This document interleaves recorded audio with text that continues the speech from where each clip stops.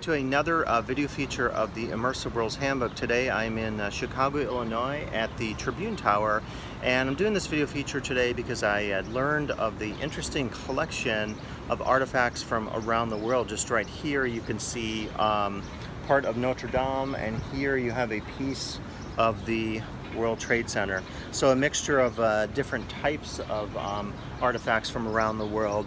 And I was doing a piece actually on a public park in Copenhagen and came across the reference to the Tribune Tower, and you see more examples here. We have fortress walls from Colombia behind us, and then also here a quarry used in the Parthenon 447 BC.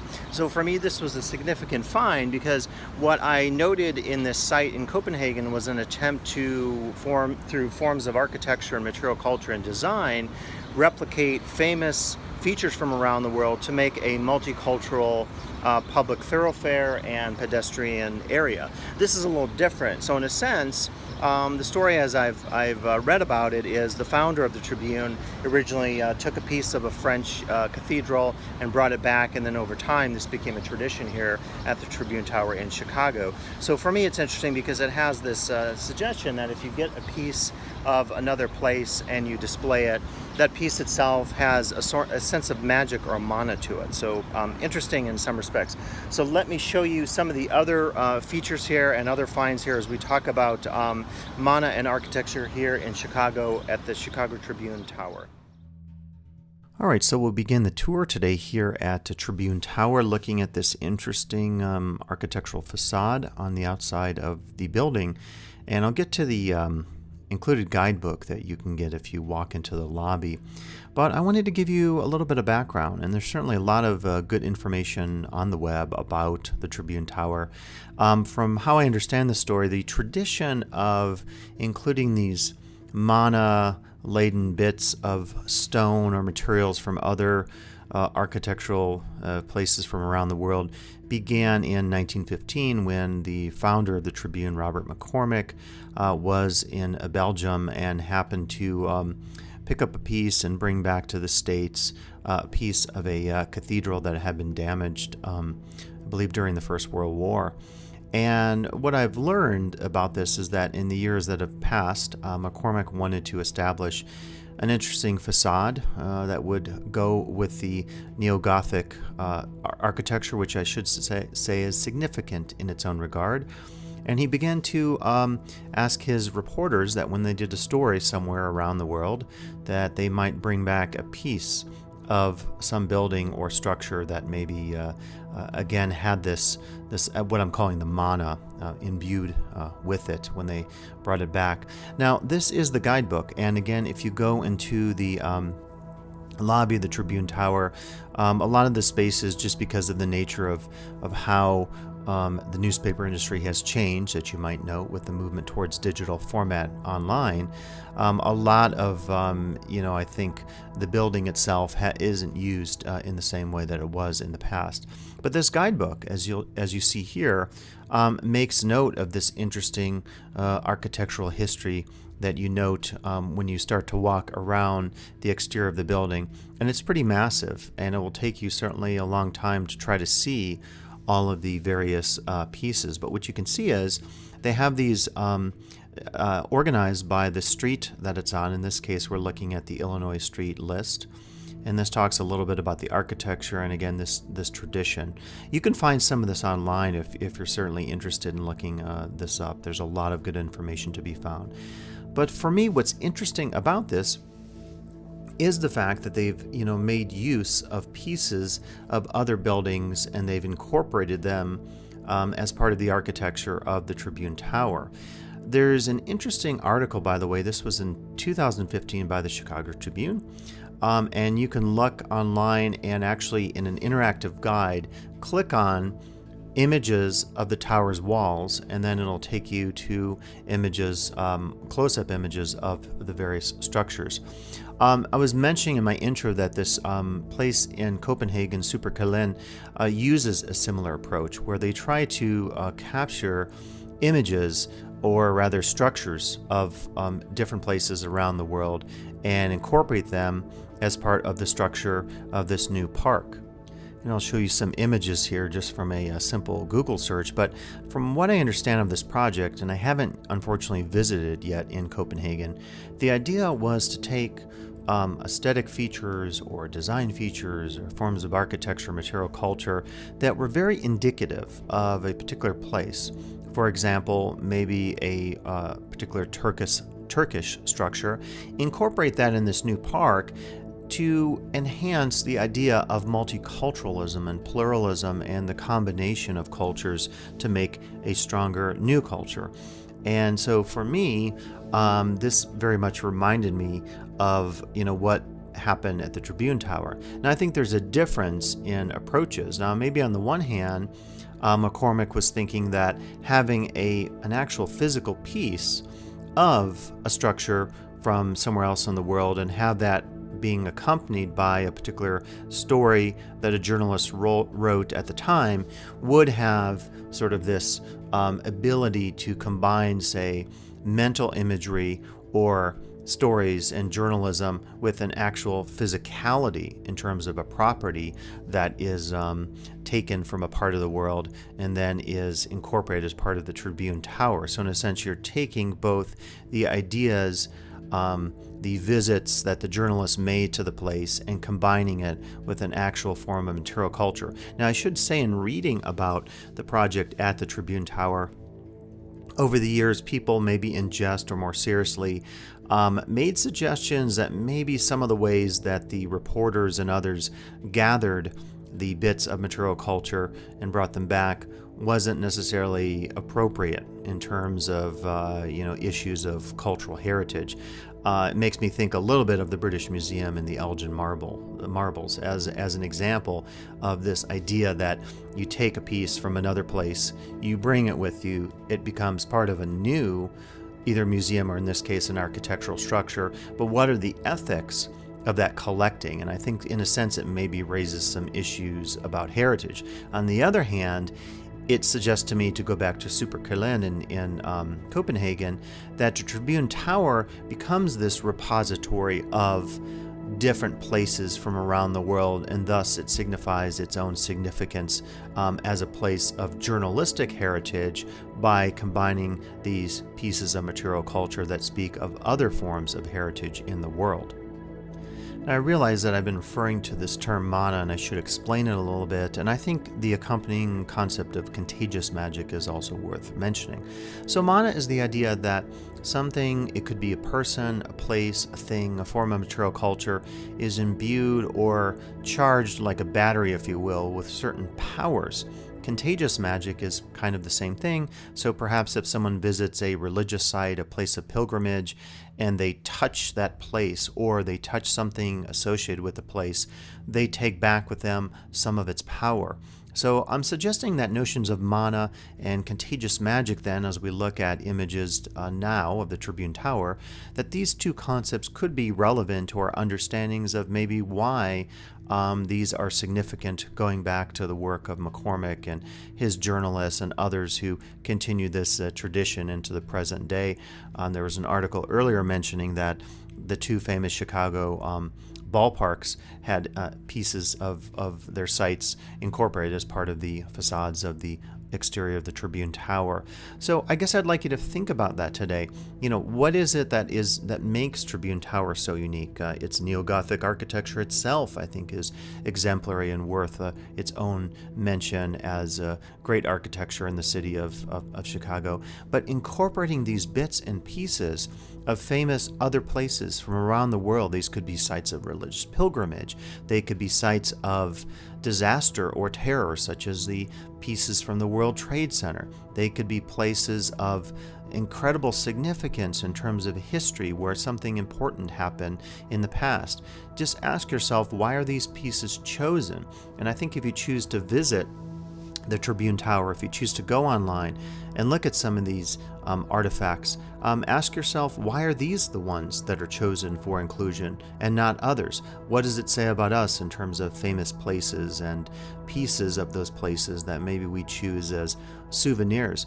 And that's the other side of it, really, is you could almost speak of the Tribune Tower and the 150 or more objects that adorn its exterior as really high-end souvenirs of other places that are then brought back and given new significance in this amalgam that is the exterior of the Tribune Tower.